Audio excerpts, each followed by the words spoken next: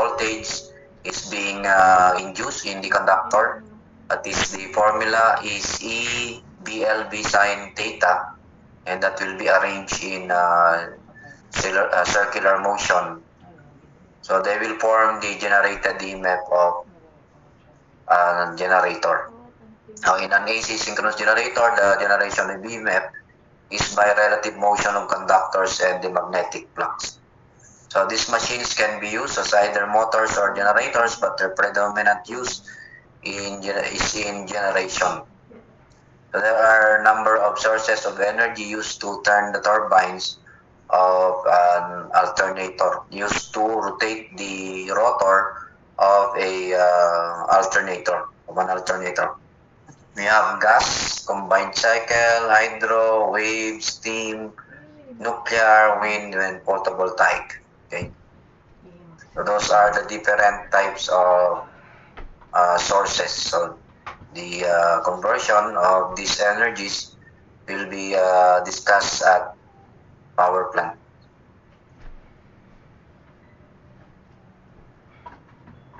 So this is the pole. The pole is the one that is rotating inside an alternator. Then the conductors are embedded in the stator. Okay, so the rotor is coupled to the turbine, and the turbine will receive mechanical power from those sources stated a while ago. Okay. So multiple pole rotor. So we have north, you can see here, north, south, north, south, north, south. Okay. So this is the one being rotating. Okay. Or it is being rotated to cut flux inside an alternator. In that case, so it will generate power. So as the rotor rotates, so we will have these quantities that is quantities being involved. We have the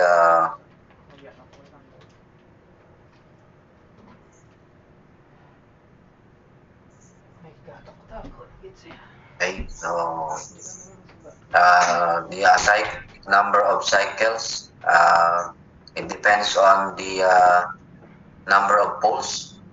The number of cycles generated in a 10-pole alternator in one revolution is blank in one rotation.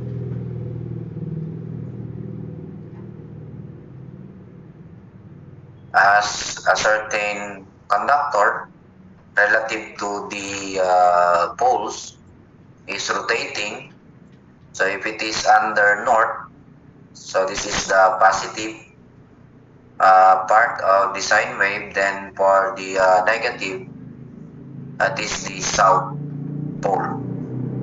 Then north, south, and so on until it finishes the one revolution. So this is one cycle. What is the cycle again? A combination of positive and negative part of the cycle. Then after that, it will imitate itself. Okay. So under north, south, then that is a cycle. So therefore, the number of cycles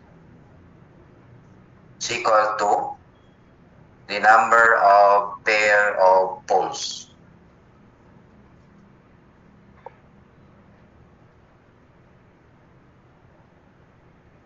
That will be the number of poles divided by 2. So the number of poles, we have 10. Then divided by 2, so we have 5 cycles.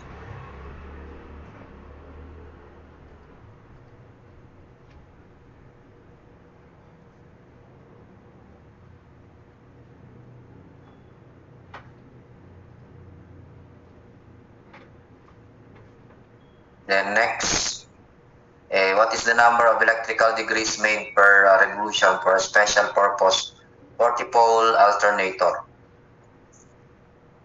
Again, we will consider sine wave. So we have for this is north, then south.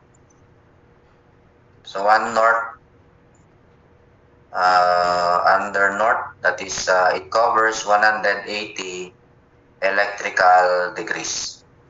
So meaning pole consists or is equivalent to 180 electrical degrees. So therefore, the electrical degrees is equivalent to the number of poles multiplied by 180 electrical degrees per pole. And that will be 40 multiplied by 180 is equivalent to 7,200 electrical degrees. So that will be letter C.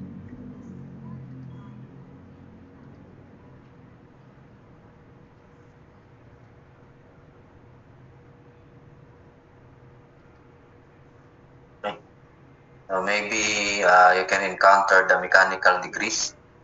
That is the degree of physical or mechanical rotation of a single conductor in an alternator, while the electrical degrees, that is the degree or the cycle of EMF induced in a single conductor in an alternator. The relationship between the two, the electrical degrees is equivalent to P divided by 2 times the mechanical degrees.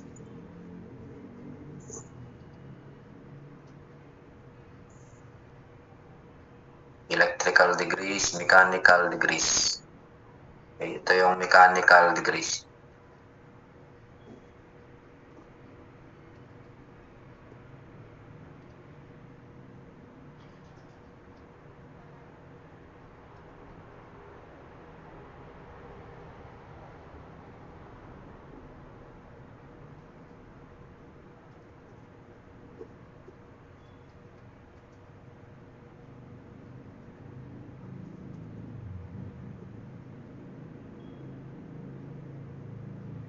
Of course, if you're going to calculate the mechanical degrees, 2 times the electrical degrees divided by the number of poles, it is smaller compared to the numerical value. Okay. If you will encounter the mechanical degrees, that will be 2 times the electrical degrees divided by the number of poles. Then next one, alternators are usually designed to have variable frequency. It can be 50, and afterwards 60, and then afterwards 25, and so on and so forth. Definite frequencies, fixed current.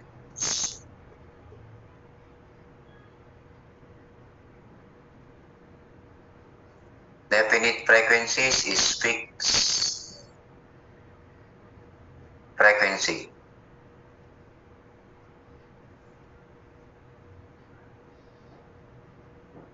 Definite is fixed power factor, right? So you can variable frequency. Usually, the system is operating at a single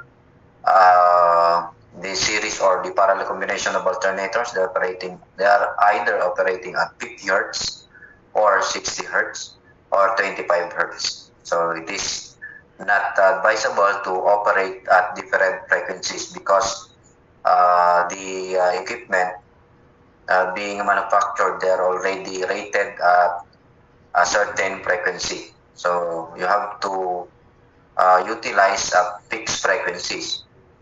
Definite currents. So you cannot, of course, dictate the current being drawn by the system or the loads. So there are times that the system wherein the alternators are being connected. So by the way, the Luzon grid or any grid, so there are a lot of alternators being connected in parallel. And then of course, there are times that the load they are at peak, and then at the lowest part. Of course, the current here at different time will be different. So you cannot fix the currents. Definite frequencies, yes. This is the correct answer. For the Philippines, the frequency is 60 Hertz. Other uses 50 Hertz. Middle East. I think Japan, no, if I'm not mistaken, they are using 25 Hertz. And of course, fixed power factor cannot be dictated to the alternator, because the power factor of an alternator is dependent on the load type of the system. So it may be unity, leading, or lagging power factor. So number 4,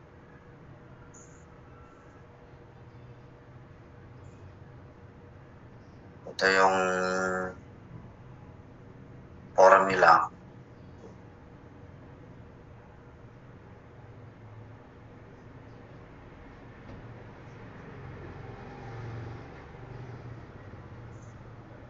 Is being elaborated here.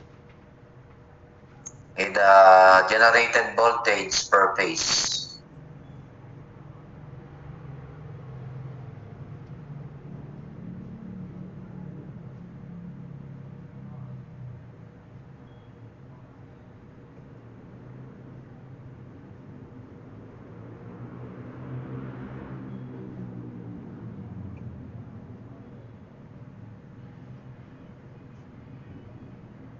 Generated voltage per phase, EG per phase, is calculated as 2.22 times the pitch factor times the distribution factor times the frequency times the flux times A per phase.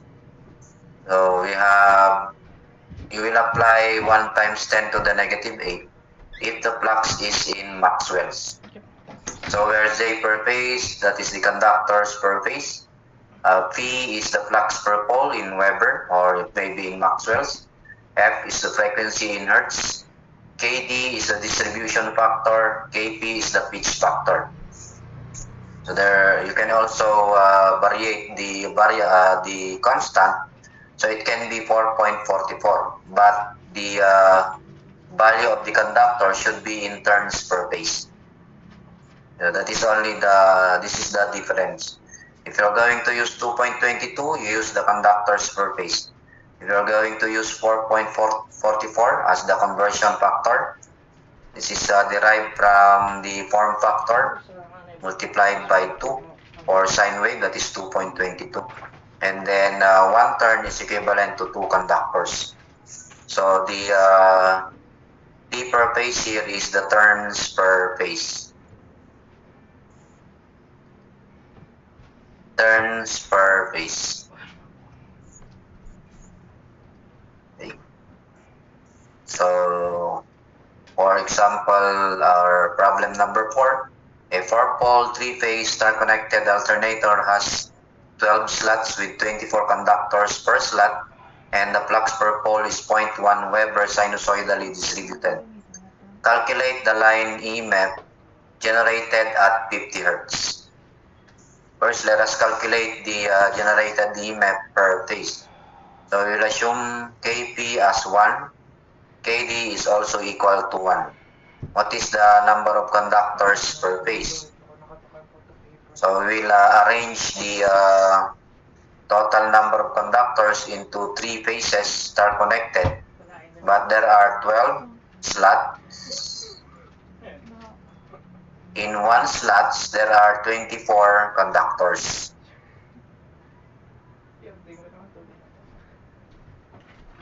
So this total number of conductors will be divided into 3 phases connected in series.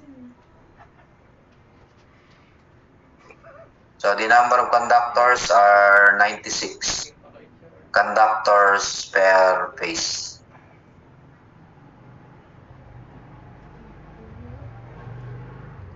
Distributing, we have or substituting 2.22 times Kp 1 times Kd 1 times the frequency 50 Hertz times the Z per phase is 96. So the generated voltage is equivalent to 1065.6. We're going to calculate, we have 2.22 times 50 times 96 times 0.1. That is the flux per pole. 1065.6 volts. And the armature is connected in Y. What will happen to the line-to-line voltage? So this is EG per phase, then EG per phase, then another EG per phase. They are 120 degrees apart. So from polyphase circuits, three-phase particularly, the line-to-line voltage for Y is equivalent to square root of 3 times EG per phase. So square root of 3 times 1065.6 is equivalent to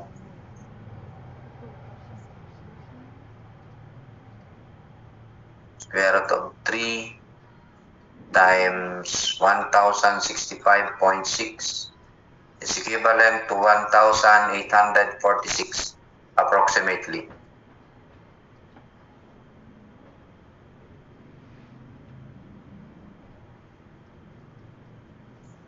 That is letter C.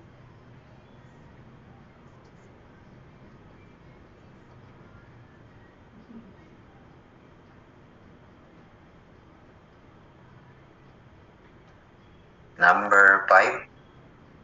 A three-phase Y-connected 50 Hz two-pole synchronous machine has a stator with 2000 turns of wire per phase. So it is already expressed per phase. That is the turns per phase. Then what rotor flux would be required to produce a terminal line-to-line voltage of 5 kV? So this is Y-connected. So we need the value of EG per phase. That is equivalent to EG line to line divided by square root of 3. That is equivalent to 5000 volts divided by square root of 3. So we will use the formula 4.44 times Kp times Kd times the frequency times the flux times the turns per phase. This is turns per phase. So 4.44. So we'll assume 1 here for Kp and Kd. Then times the frequency is 50 Hz times the flux per pole, which is unknown.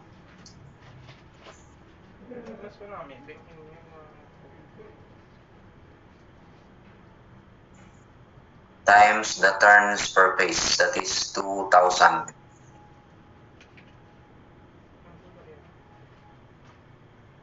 Solving for the flux per pole, that will be 5000 divided by square root of 3, then divided by 4.44 times 50 times 2000.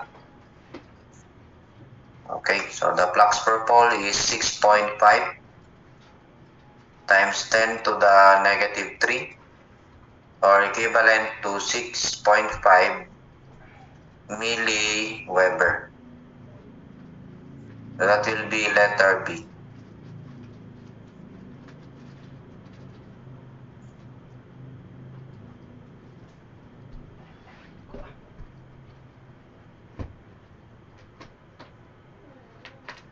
So next problem. A 3-phase 8-pole generator is delta connected. The terminal voltage in that case or connection is 2400 volt, while the line current is 500 amperes. If the machine is converted to Y, what will be the terminal voltage in volts? Now they are connected in delta.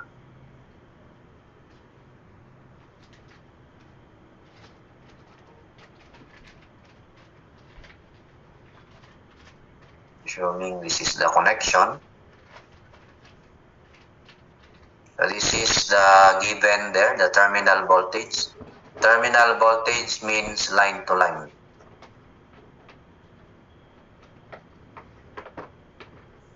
So E line to line is equivalent to 2400 volts. And that is also equal to the generated voltage per phase of the delta connected alternator. And then it will be converted into Y. This will be the connection, positive, negative, positive, negative.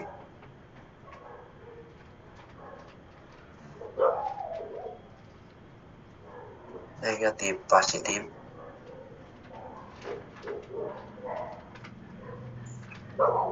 So we have here EG per phase. Then another EG per phase. But they are 120 degrees apart. So from three-phase system, if we are going to three-phase balance, that is at 120 degrees, the line-to-line voltage will become square root of 3 times EG per phase. Okay. So square root of 3 upon calculation times EG per phase 2400 is equivalent to 4157 approximately.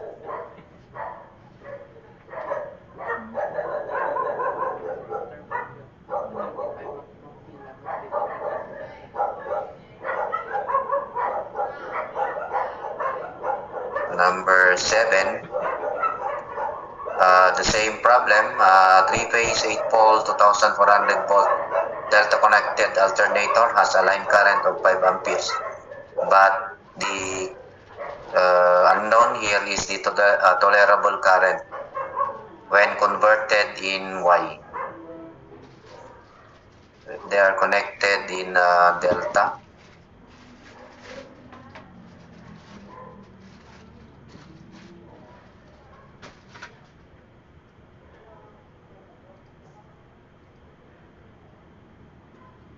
The line current is 500 amperes. So if you are going to calculate the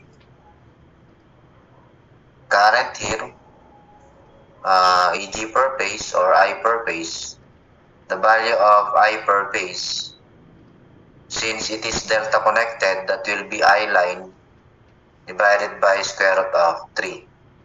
So the current flowing through each phase is 500 divided by square root of 3. That is equivalent to 88.675.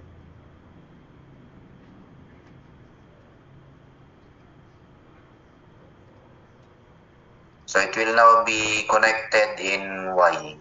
Okay.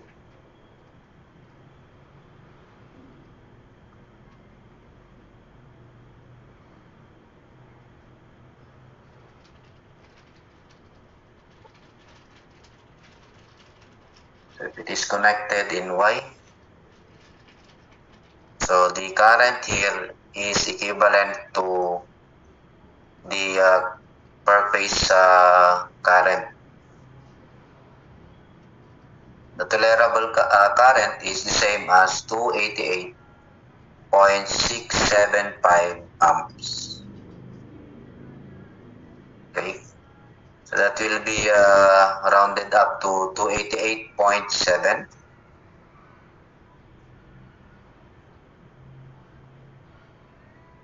amperes. So letter B.